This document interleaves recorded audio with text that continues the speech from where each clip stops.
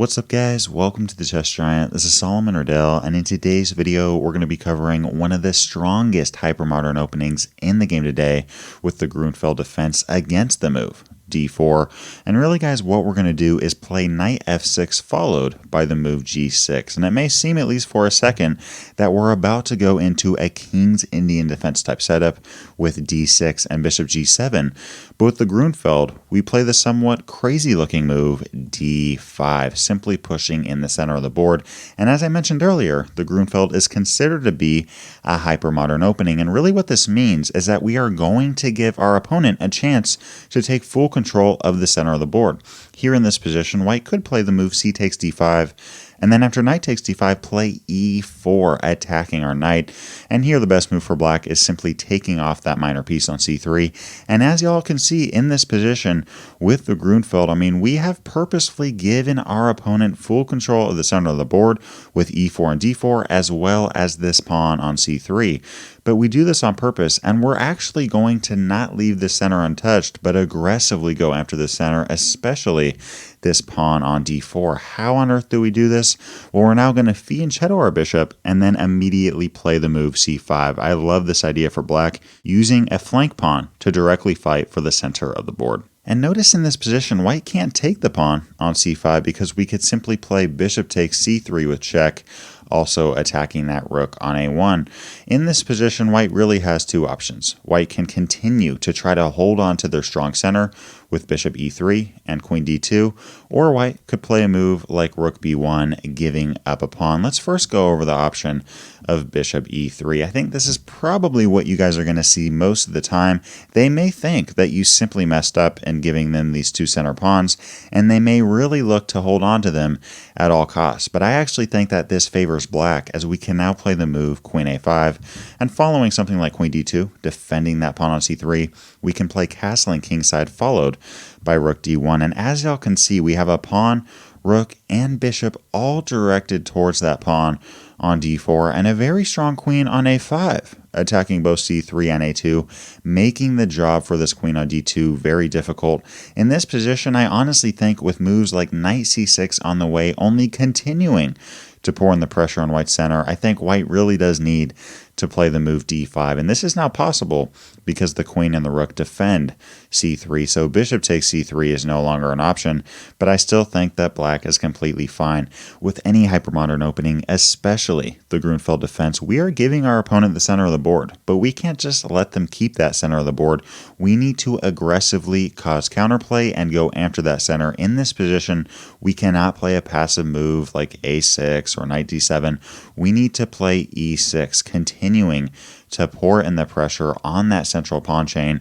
And now as white, they really have two options. They can use a minor piece and play something like bishop g5, attacking our rook on d8, or continue to support this pawn on d5 with c4. At least for me, when I first saw this position, I was wondering, wait a second, how on earth would any grandmaster with the black pieces want a position like this? But I actually prefer this as black, as we can now play the move queen takes d2 a check, followed by b6.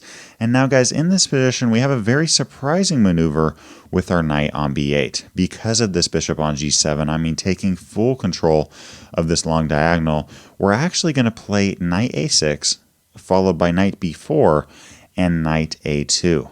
After the move bishop b2, we could play a move like knight a6, and notice here how white can't really play a3, keeping our knight out because of bishop b2. If we put our bishop on b2, we would be attacking both the rook and the pawn on a3. So a3 again is not really an option. In the very next move, we're simply going to play knight b4, attacking that pawn. And now, if a move like a3 is played, we can simply play knight a2, attacking that rook. And if rook c2, throw our knight into c3. Again, guys, this is a very strong minor piece, and it's not going away anytime soon. In this position, we're simply threatening to win a piece. And if a move like bishop d3, we continue with bishop a6. And it's true, guys. I mean, this pawn on d5 is very strong, but at the same time, the two pawns supporting it are currently under a ton of pressure. We have a bishop on a6 attacking the c4 pawn, a knight on c3 attacking the e4 pawn. And in this position, if you just play a move like rook fc1, which may seem good, white wanting to take that knight on c3, we now just play e takes d5, And after e takes d5 again, we now take with the knight. All of a sudden, it's like, wait a second, where did those pawns go? We simply took them off the board. And in this position, if white takes the knight, we can simply use our very active piece here on a6, take that bishop on d3, and continue with taking that central pawn. We are in business here with a clearly won game. So guys, going back to this position, that really covers the move c4, which may look strong because it supports that pawn on d5, but against this, we're simply going to take that queen on d2, play b6, forming a very solid pawn chain, really putting our bishop at an advantage on c8 because the pawns are the opposite color of our bishop, and then because of our bishop on g7, which again is probably the strongest piece in the game, we're able to play knight a6, knight b4, knight a2, potentially even knight c3. I love black's chances there. What about the move bishop g5, attacking our rook on d8? Many grandmasters resort to bishop d5 because now we really are forced to play the move f6, in which case they simply go back. Some of you may be wondering, wait a second, why on earth would a master simply play a move and then go straight back? Isn't that wasting time? Well, it is wasting a little bit of time, but here our pawn on f6 really does hinder the activity of our bishop on g7. With the pawn on f6, our bishop on g7, as y'all saw, was a very active minor piece, but now this bishop is a little bit locked in. But in return, we did get some time and can now play the move knight c6. Notice how this pawn can't take the knight because we could simply win the queen on d2. And if a move like bishop d3, white may think that they're threatening this knight on c6, but we don't really care. If the knight gets lost, we're going to play the move b6, continuing to develop bishop a6 ideas on the way.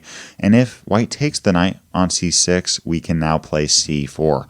Notice how the rook and that pawn are ganging up on that minor piece, and there's really nothing white can do about it. If a move like knight d4 here, we simply continue by taking that bishop on d3, e5 on the way, and black is simply better here. So guys, going back to this position in which we played the move c5 using our pawn, bishop, and queen to put pressure on d4, following a move like bishop e3, trying to hold on to the center, we're simply going to continue with queen a5, castling kingside, rook d8, continue to pour in the pressure, and that's a very hard variation to play with as the white pieces. Many grandmaster players resort to rook b1, really putting this rook on an open file and attacking that pawn on b7. And guys, there's a ton of different lines we can play here. I mean, we could play moves like knight c6, and after d5 continue with knight e5. We could play moves like a6 or b6, but I recommend simply castling kingside. And now after a move like bishop e2, I mean, this is really a telltale sign that white is not really interested in spending all of their energy simply defending a pawn on d4. And in this case, we could play a move like knight c6, and after d5 play knight e5. And if that's what you want to play, that is completely fine. Many master and grandmaster players have resorted to this variation, but in today's video, I'm going to be showing you the main line and my personal favorite, taking that pawn on d4 and then playing queen a5 with check. This is a very sharp line, checking that king and attacking the pawn on i2. Now, if queen d2 is played trying to save the pawn, that's completely fine. We're simply going to trade that queen off the board, play moves like b6 and e6, and black really has nothing to worry about. If the move bishop d2 is played, we're now going to win that pawn on i2. And in this position, white does have an edge in development following the move castling kingside, but we as black are up a pawn. And guys, I actually sat here when trying to prepare this video. I probably sat down for about an hour or two. There's so many different variations here, but I've came up with my personal favorite, the move b6. I think this is just the most solid defensive system for black. By playing the move b6, we really free up our bishop because the rook no longer has vision on that b7 pawn. And on top of that, we can simply continue now with moves like bishop b7 or bishop a6. We're going to simply continue to keep developing. We can play moves like queen e6, attacking that pawn on e4. We have an active bishop on g7. And honestly, guys, white does have an advantage in development, but our king is very safe here. I really don't see white attacking this king with any kind of power anytime soon. And I think that black is completely fine here, given that they're up on ahead. So again, guys, that covers the line of c takes d5 followed by e4. White trying to take control in the center of the board, but against this, we're simply going to continue with knight takes c3, bishop g7, c5, queen a5, eventually rook d8, and really try to put a ton of pressure on c3, and especially that key pawn on d4. I absolutely love black's chances there. What happens if white is aware of this and simply plays a move like knight f3? Well, we're going to continue now with bishop g7, and I mean white could again take that pawn on d5, but this really does transpose into the line we just covered. I want to bring your attention to two different moves. First of all, bishop g5 attacking our knight, and second of all, queen b3 with the very sharp Russian variation. Let's first cover the move bishop g5. This really does make a ton of logical sense, attacking our one minor piece that is defending the centralized pawn on d5, but in this position we're not going to freak out and play a move like d takes e4, but play the very aggressive knight e4. I love this move from black, attacking both the knight on c3 and the bishop on g5. I mean, if white wants to hold on to this bishop and plays a move like bishop f4 or bishop h4, that's okay. We'll take that knight on c3, and we're simply playing chess. But the big question here is, wait a second, why can't white just take the pawn on d5? White could take with c takes d5 or even knight takes d5, but this turns out to be a pretty big mistake.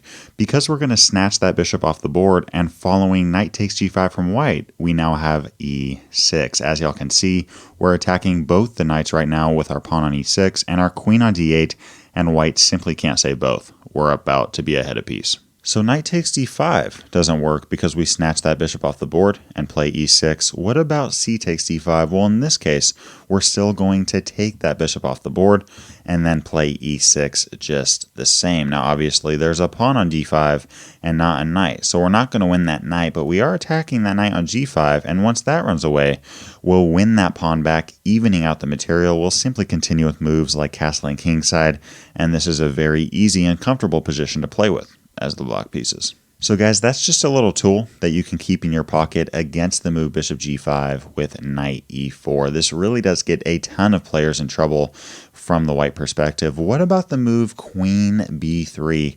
This is the Russian variation, very complicated system from white, and really what they're doing is now putting pressure on our center on d5 with their pawn, knight, and queen. And in this case, we're simply going to take on c4, and after queen takes c4, play castling kingside. Now, most of the time here, if white is going to play queen b3, they're probably looking to gain full control of the center of the board with e4 followed by e5. But again, guys, in the Grunfeld, we cannot play passive moves. We can't play moves like c6 or h6. We need to find counterplay as much as we can.